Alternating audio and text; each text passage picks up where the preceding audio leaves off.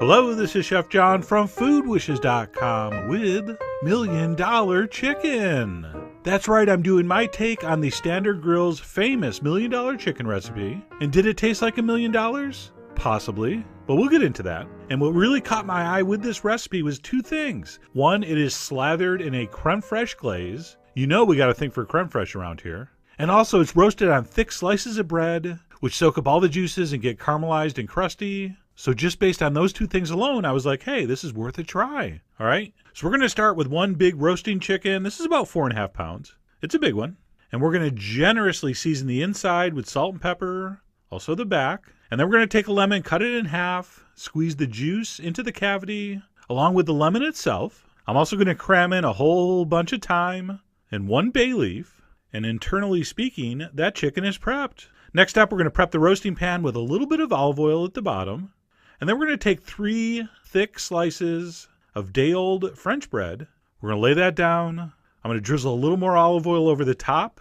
And then our chicken is going to get placed right on top of that. And then I want you to take a little bit of butcher string and tie the legs together. And while you watch me do that, I'm going to point out 2 things that I did differently from the original recipe. I used 3 slices of bread instead of 2, so my bread was sticking out from the outside of the chicken. And I also used a big wide roasting pan instead of a smaller pan that just barely fit the chicken and bread. So I wanted to point that out, but we're not going to discuss that until later. I know, that should hold you. Okay, once the chicken's trussed, we're going to brush it lightly with olive oil. And then we're going to salt it very generously all over, including the sides and any nooks, crannies, and or crevices. And once that is seasoned, we're going to put that in a preheated 450-degree oven for 1 hour. And while that roasts, we're going to go ahead and make the creme fraiche glaze.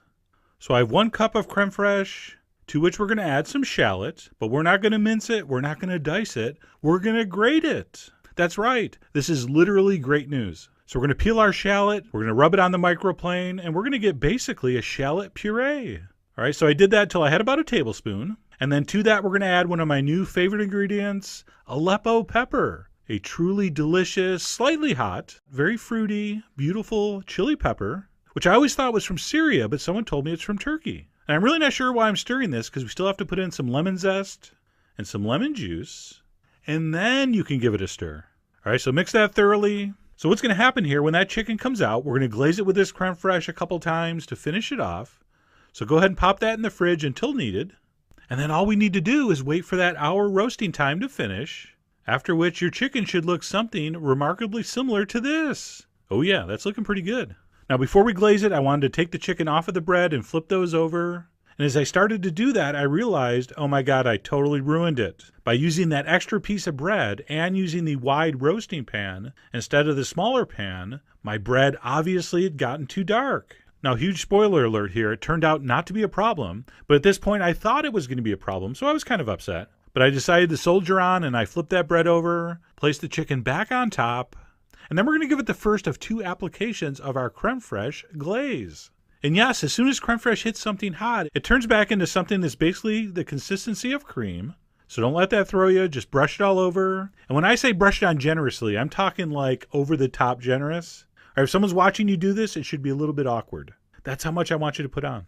You totally want it dripping down onto that bread, trust me. And once that had a generous coating brushed on, we're going to put that back into the oven, still at 450 degrees, for 10 minutes to glaze it, okay? And 10 minutes later, it looked like this. That is getting really sexy. And then we're going to do that one more time. Take your brush on that creme fraiche, again, very generously. And you can see there's copious amounts dripping down into that already saturated with chicken drippings bread. I think this is one of those recipes where more isn't less, more is more. So I really drenched mine. And then that's going to go back in for another 10-minute glazing, at which time your chicken should be perfectly cooked and looking just spectacular.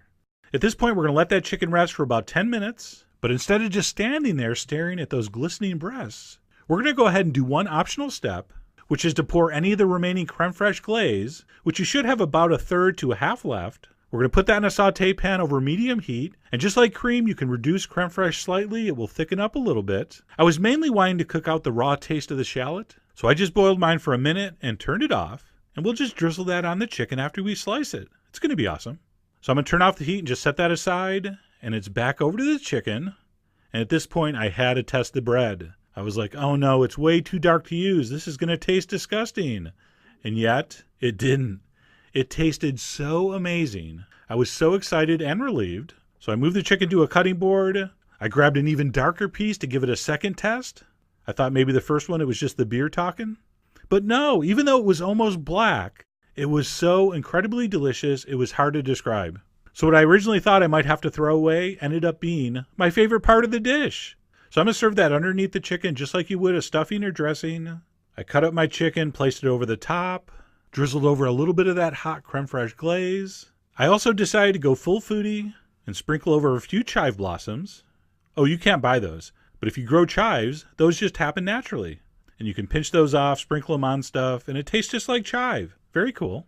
And there you go. That looks like, yes, $1 million. So I will give the appearance a $1 million rating. But what about the taste? If you're just judging the chicken, it's a really, really good roasted chicken recipe. But I wouldn't say just the chicken alone is $1 million. But when you combine the chicken with that bread, when you combine that sticky creme fraiche and chicken fat dripping soaked bread with the roasted meat, then you're talking at least $1 million taste. And by the way, I served these with some slow cooked green beans. They may not look like much, but they came out unbelievably delicious.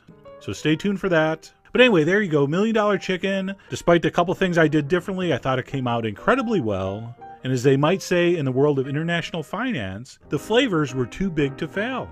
So I really do hope you give that a try. Head over to foodwishes.com for all the ingredient amounts and more info as usual. And as always, enjoy.